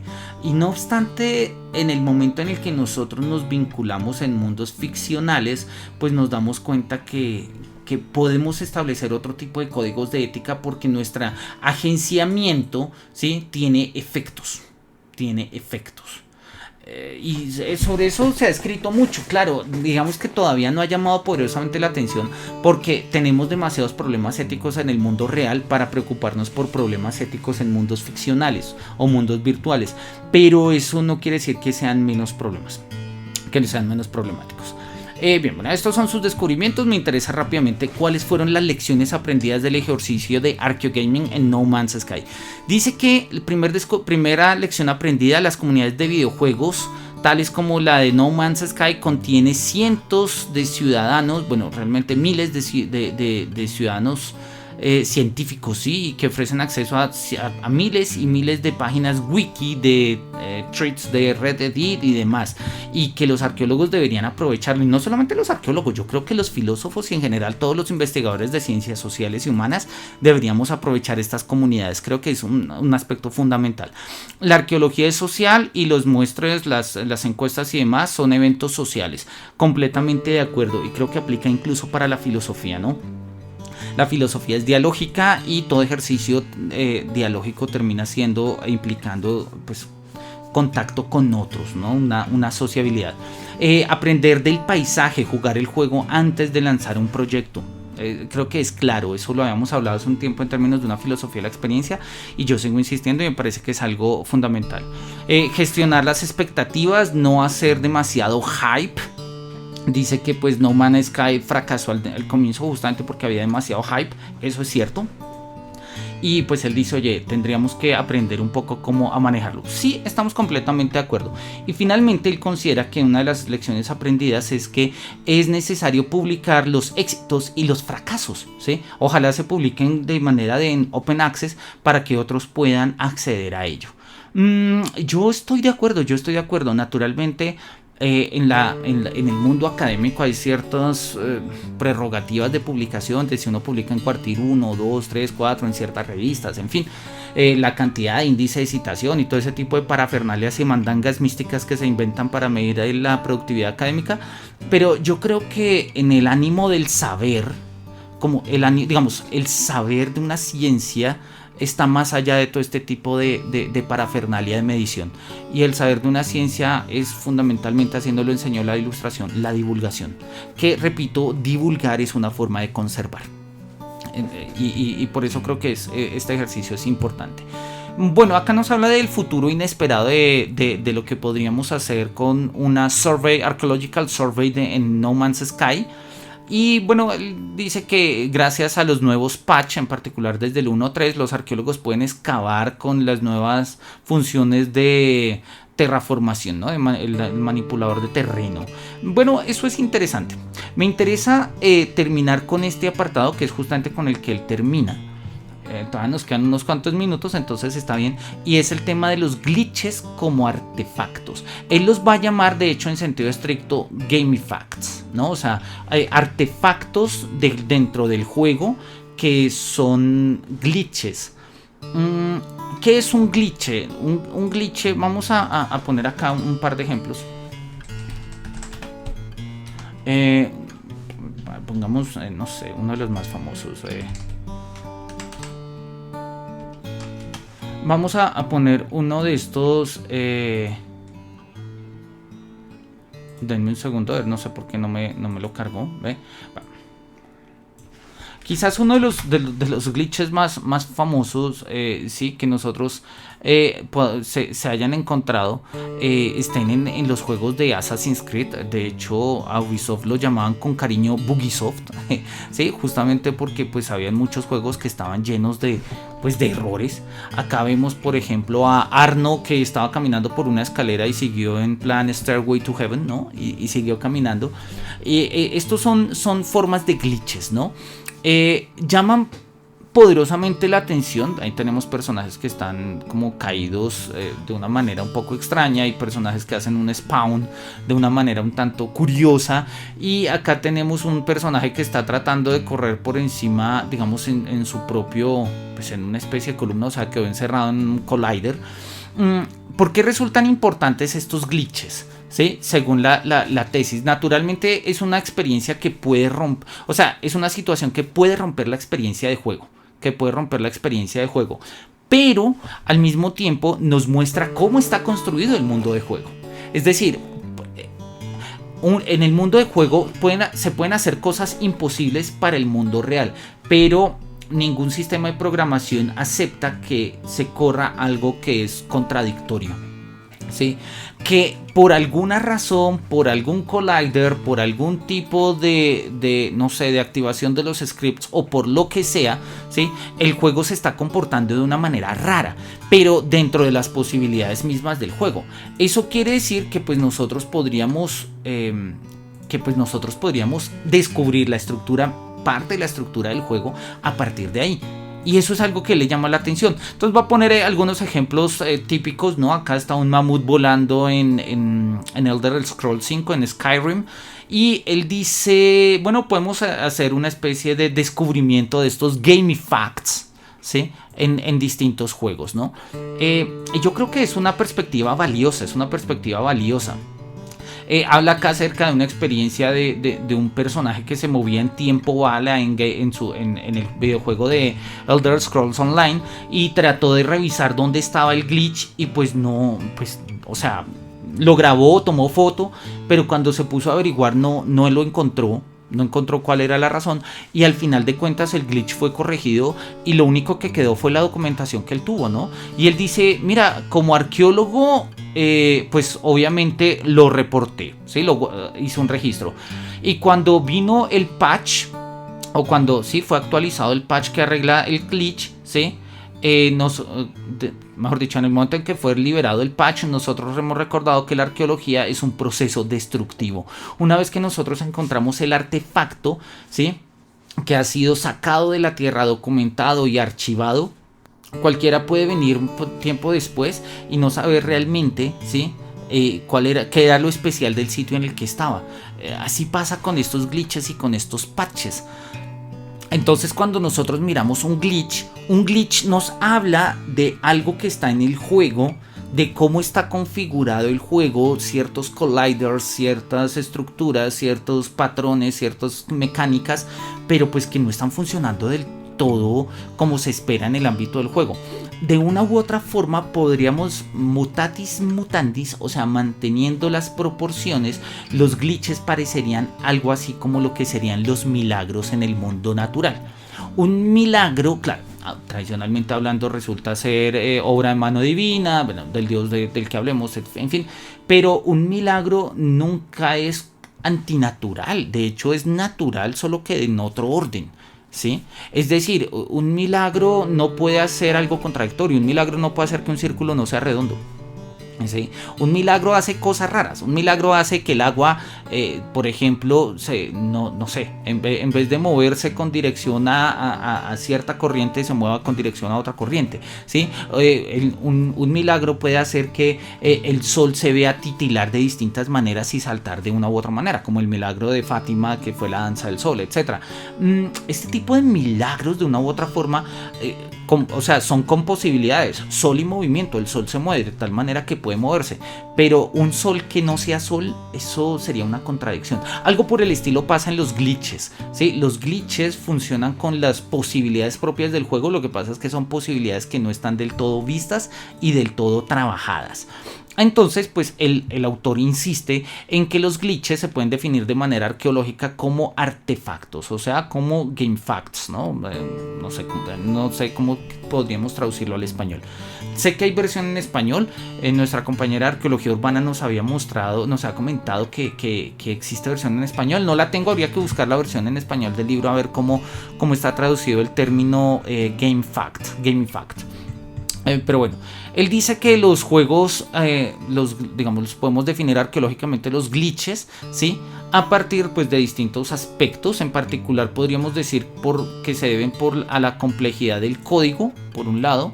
Pueden ser también por la acoplación del código con el hardware, ¿sí?, y pues pueden también tener, digamos, y le llama la atención que tienen una dimensión cuántica. Esto suena un poco misterioso, pero realmente bastante sencillo. Él lo va a mencionar acá. De hecho, este es como el quid de la idea y por eso está ahí como señalado. El glitch es un artefacto que puede ser observado y registrado. Todo lo demás en el ámbito del juego es deliberadamente una creación de uno o más desarrolladores, que en tanto tomado como un todo puede ser considerado como un paisaje, un espacio arqueológico, tal como se ha descrito arriba. Pero los glitches son verdaderas intrusiones en el espacio del juego y como tales pueden ser clasificadas como descubrimientos. No obstante, cuando estos glitches, por decir algo, son intencionales, entonces los vamos a llamar easter eggs. Un glitch no es intencional. Un glitch es justamente, acá lo dice, resulta de una manera inintencionada. Por eso decíamos que el glitch podría incluso parangonarse de una manera con una especie de fuerza natural, ¿no? Ya no de la naturaleza misma, sino pues del ámbito de la naturaleza, de la naturaleza creada, ¿no? De la natura naturata, decían los medievales, o sea, del orden artificial, que de todas maneras se constituye como un orden, ¿no? Acá él desarrolla un poco la idea de por qué es que estos glitches pueden ser considerados como un artefacto, y la tesis fundamental que nos interesa está acá. Él dice que el glitch es el resultado de agenciamientos humanos y extrahumanos, ¿no? Cuando nosotros miramos un glitch, ¿sí?, los glitches son el producto de interrelaciones complejas entre el código, la plataforma del código, el hardware y los jugadores. No es únicamente el código lo que causa el glitch, ¿sí? Aun cuando naturalmente tiene una influencia en el código, ¿sí? Es más bien como que hay una especie de caos introducido en el sistema a partir de las variables del código, de la plataforma, del hardware, que crean este tipo de artefactos. Por eso es que vamos a hablar de una dimensión cuántica del glitch. Esto suena un poco raro, pero repito, no es nada complicado, es una tesis simple. Dice que un glitch existe en tanto en cuanto es visto, pero al mismo tiempo, en tanto en cuanto no es visto, no existe. O sea, hay una especie de incertidumbre respecto al glitch, ¿sí? Porque el glitch puede saltar o no saltar, está ahí y no está ahí. Entonces él dice, oye, podemos esto en el fondo se llama cuántico, ¿sí? Y entonces uno dice, sí, pues eventualmente podríamos decirlo que es de esta manera, ¿no? Algo parecido va a pasar con el error en términos epistemológicos. No me interesa entrar ahorita en detalles con esto, pero algo que al autor le llama la atención y que de hecho va a marcar como su punto de quiebre final es que el glitch, a diferencia de los artefactos naturales, desaparecen una vez se reportan y se reparan. Entonces la única forma de conservar los glitches, ¿sí?, es justamente a partir de reportes, de registros, ¿sí? Registros como pues videos en YouTube, no sé, transmisiones en vivo, libros, este tipo de documentación que permiten mantenerlos, porque al final de cuentas un artefacto en el mundo natural se puede conservar, pero un glitch en el mundo de juego, una vez es parchado el juego, pues ya no aparece. Termina con el tema de la garbología en los videojuegos, que es un capitulito sugerente. Voy a glosarlo de manera muy rápida porque quiero terminar este capítulo ya. La garbología es el estudio de la basura, ¿sí? Es garbología, o de los desechos, de aquello que se arroja y que se bota. Y él insiste en que la garbología en los videojuegos resulta importante, sobre todo cuando nosotros miramos qué es lo que se conserva y no se conserva en un videojuego. Parte de un ejemplo clásico de World of Warcraft, ¿no?, que en el cual pues hay muchos jugadores, dentro de los cuales uno tiene cosas, ¿sí? Y pues hay cosas que no son importantes, que se llaman grays, ¿sí?, porque el color es gris. Eso aparece también en ciertos juegos de Blizzard, Diablo, y en general hay muchos juegos que diferencian las armas o los objetos por colores, ¿no? Entonces gris es genérico, verde es mágico, amarillo es raro, dorado es único, en fin. Y él dice, oye, pero hay muchas de estas armas que por lo general se dropean incluso proceduralmente. No todos los enemigos tienen siempre las mismas armas ni dropean siempre lo mismo, ¿sí? Pero en tanto en cuanto uno se sale de la partida, toda esa basura desaparece, ¿no? Y él dice, ojalá eso pasara en el mundo real, ¿no? Que cuando uno deja la basura desapareciera.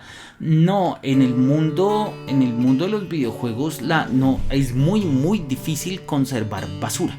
O sea, que uno pase y vea de una u otra forma el rastro, ¿sí?, de los restos, lo que otros han botado. Muchas veces, y eso es un fundamento clásico de la arqueología, muchas de las cosas que se han conservado justamente porque se han enterrado, se han guardado, bien sea porque son desechos, bien sea porque no interesa, o bien sea porque son sagradas, o etcétera, pero se han dejado aparte. Y justamente esto ha sido estrategias de conservación. No obstante, en los mundos de juego es difícil que nosotros tengamos eso. Pone el ejemplo de Diablo, donde pues cuando nosotros jugamos Diablo, ¿sí?, la basura eventualmente iba desapareciendo con el tiempo, ¿sí? Y cuando uno jugaba los juegos antiguos, ejemplo, los juegos de Atari, cuando uno cerraba el juego y removía el cartucho, todo el mundo desaparecía. Todo ese mundo desaparecía. Entonces él se va a hacer la pregunta, ¿sí?, es de cómo podríamos nosotros aprovechar desde perspectivas garbológicas, o sea, desde el estudio del desecho, el mundo de los videojuegos. Él reconoce que hay una mecánica clave en esto, que son los inventarios. Nosotros guardamos en los inventarios lo que cabe en el inventario, ¿sí? Si el inventario es infinito, uno lo llena de cosas. Si el inventario tiene límites, pues entonces uno empieza a sacar cosas para guardar aquello que es deseable y desechar aquello que es indeseable. Sería altamente sugerente y valioso revisar qué es aquello que se considera no deseable. No obstante, los videojuegos todavía no nos permiten tener una conservación in-game, o sea, dentro del juego de eso. Tenemos registros extra-game, o sea, gente que en un foro dice, oye, no me interesaron estas armas, yo las dejé. O gente que hace un live en Twitch y dice, estas armas no me interesan y las botan, ¿sí? Y las botan o las venden o las convierten en runas o en monedas o en lo que sea. O las desarman, ¿no? Hay videojuegos tipo en Assassin's Creed, creo que pasaba, que uno podía deshacer las armas y pues, lo que uno fuera recogiendo por ahí. A él le llama poderosamente la atención esto de cómo de cómo la garbología todavía no tiene un espacio claro en lo, digamos, in-game, todavía está muy extra game, pero pues podría ser un escenario a futuro, y pone como para finalizar el apartado un ejemplo curioso que a mí me gustó.